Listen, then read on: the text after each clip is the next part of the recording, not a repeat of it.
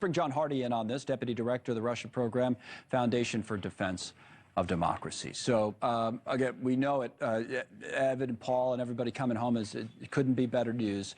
You have other people over there. What do these negotiations just keep going? I mean, that's what they say, right? They just keep talking right away, even though you get the victory yesterday.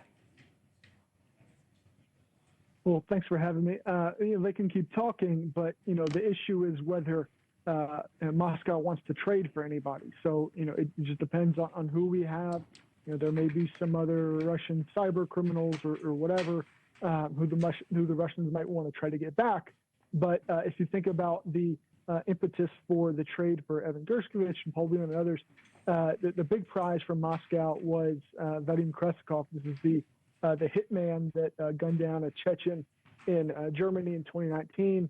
He was the one that Putin mentioned publicly. There's a variety of other spies. So you have to kind of have that balance to make a deal. Okay, let's talk about it. First, tablet, we have two things. The one is who you mentioned. This is an assassin who Vladimir Putin wanted back. We've talked about Vadim Kresikov and what he did, killing a Chechen militant in Germany, but also, killed someone else in Russia. That was swept under the rug years ago, entered Germany with false papers, and the German judge had called the killing, quote-unquote, state terrorism. Putin has been insistent on getting him back. Now, he's off the table. He was part of this trade. When you look at the Americans as we are now that are still there, these are some of the names. And you see, you don't realize, because we don't talk about it enough, how many people are still in Russian prisons. The name that I've been hearing a lot the last couple of days here, right, Mark Fogel.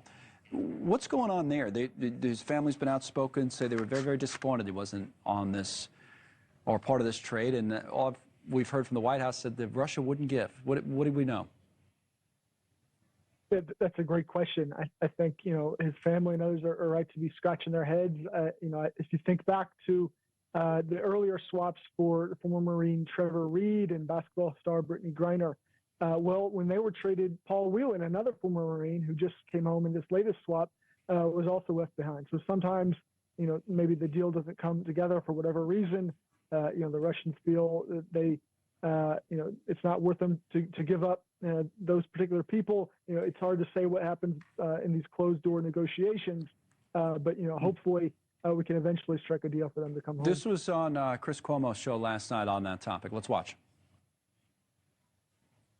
He just spent a month in a prison in Russia. I'm sorry, in a hospital in Russia, a prison hospital where they've been injecting him with who knows what, because he doesn't speak Russian, and they are unable to tell him what they are doing.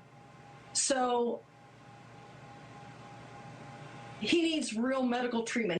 That's his sister, Ann, John. But I mean, I guess the thing is, as a few people have said the last couple of days, it's hard to get inside Putin's head and know, what the motivation is for keeping one and letting somebody else be part of the trade.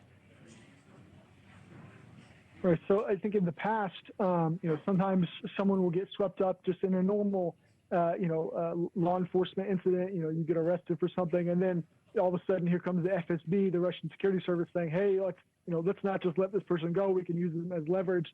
Sometimes, they might nab someone, with the intent purpose of using them in a hostage negotiation. You don't know, but I think the bottom line is, Russia's going to keep doing this if they feel they want to get people back, from the United States or wherever else. All right, John Hardie, thank you very much.